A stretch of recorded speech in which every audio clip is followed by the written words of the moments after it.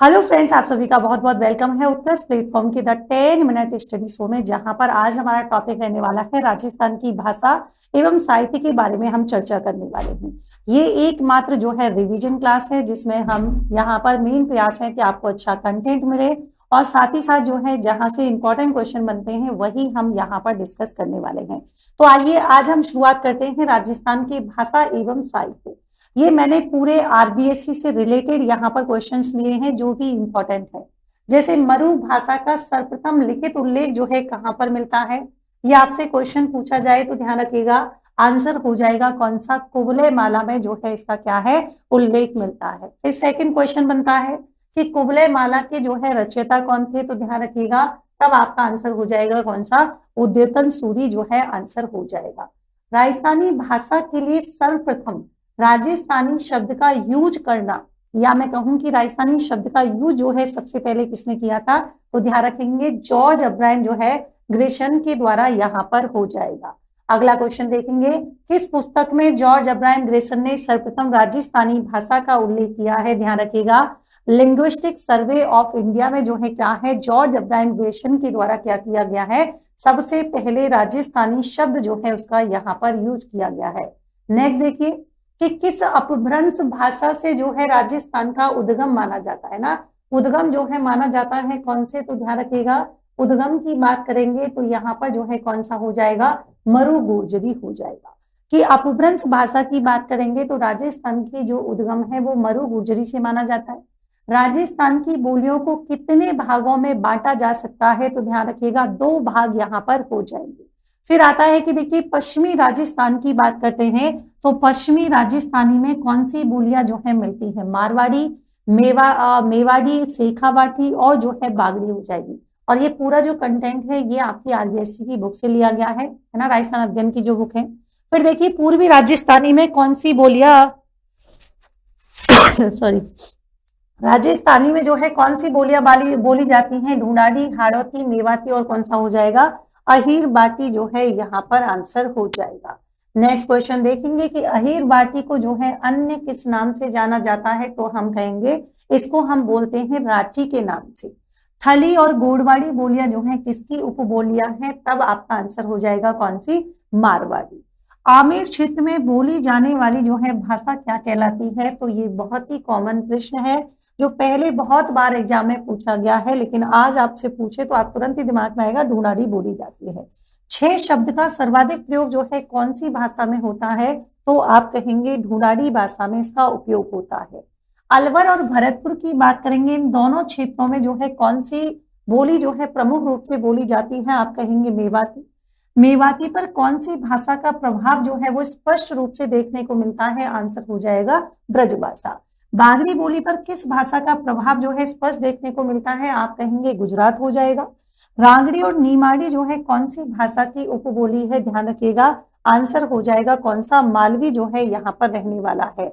आगे देखेंगे गंगानगर, हनुमानगढ़, चूरू, झुंझुनू क्षेत्र में कौन सी बोली का जो है सर्वाधिक प्रभाव हमको देखने के मिलता है, शेखावाटी। राजस्थानी साहित्य के कौन से काल को वीर गाथा का जो है काल कहा जाता है, 1055 से लेकर 1550 का जो प्राचीन काल समय है उसे हम यहाँ पर वीर गाथा का काल कहते हैं। प्राचीन काल की प्रसिद्ध रचना रणमल छंद का रचयिता जो है वो कौन है, तो ध्यान रखिए श्रीधर व्यास जो है उनका नाम हो जाएगा। राजस्थानी साहित्य के कौन से काल को भक्ति काल कहा जाता है, ध्यान रखिएगा पूर्व जो है मध्य काल यहाँ पर आंसर हो जाएगा। नेक्स्ट क्वेश्चन देखेंगे कि राम रासों का लेखक जो है कौन है, तो ध्यान रखिएगा माधव दास जो है क्या हो जाएगा, ददबाड़िया आंसर हो जाएगा। हरि रस और देवयान जो है वो किसकी रचना है, तब आप कहेंगे मैम ये जो रचना है ये है आपकी ईसरदास की।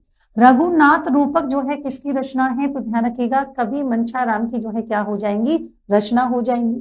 राजस्थानी साहित्य का आधुनिक काल जो है क्या है, कब से शुरू होता है, 1850 से जो है क्या हो जाता है, शुरू होता है। राजस्थानी साहित्य में चेतना का शंखनाद जो है किसने किया था, तो आपने एक नाम सुना होगा, मारवाड़ से थे कौन से, तो आप कहेंगे बांकीदास, और बूंदी से संबंध हो जाएगा सूर्यमल मिश्र जी। तो इन्होंने जो है क्या किया था, राजस्थानी जो है साहित्य में चेतना का शंखनाद। राजा महाराजाओं द्वारा स्वयं के सम्मान, सफलताओं और विशेष कार्यों के विवरण को लिखवाना जो है क्या कहलाता है, तो ये ध्यान रखिएगा, ये आपके ख्यात कहलाता है। कौन सा? यहाँ पर जो है इसको हम क्या बोलते हैं बच्चों, ध्यान रखिएगा, इसको हम बोलते हैं ख्यात। ठीक है।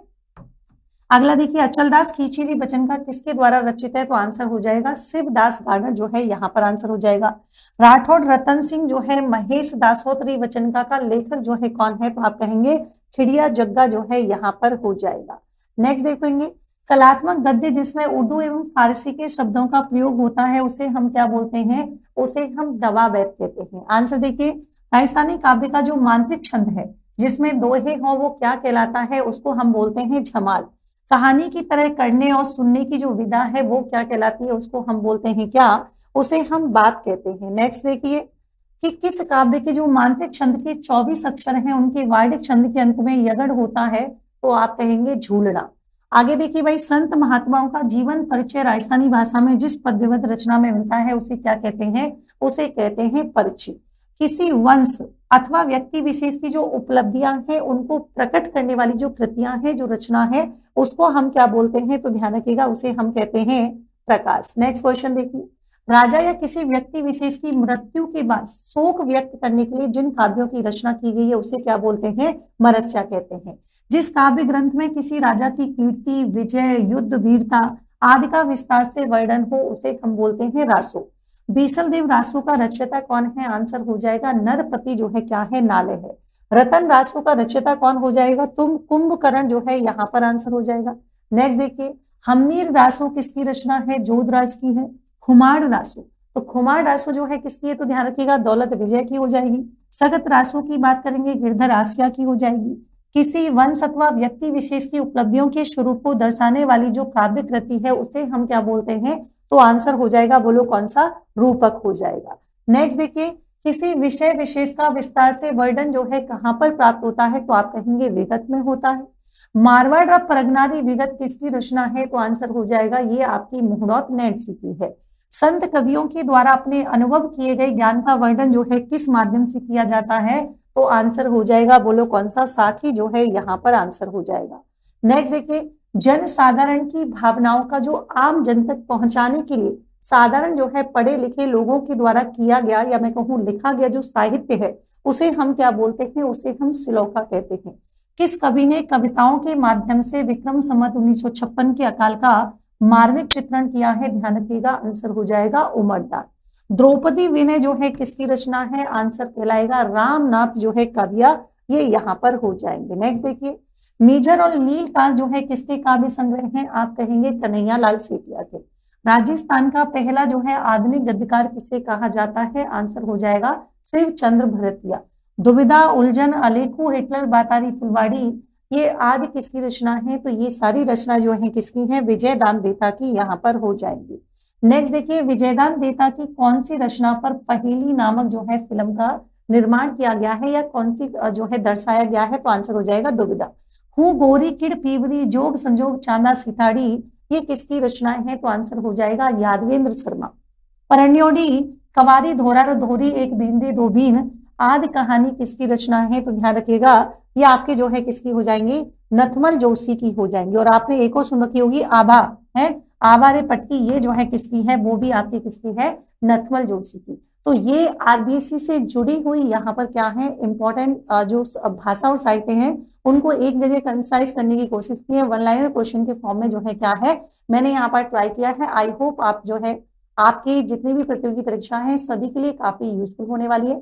तो मिलते हैं एक नेक्स्ट सेशन में एक नए टॉपिक के साथ। और चैनल को सब्सक्राइब करना नहीं भूलें, साथ ही क्लास को शेयर करना नहीं भूलें। So thank you so much, take care, good night.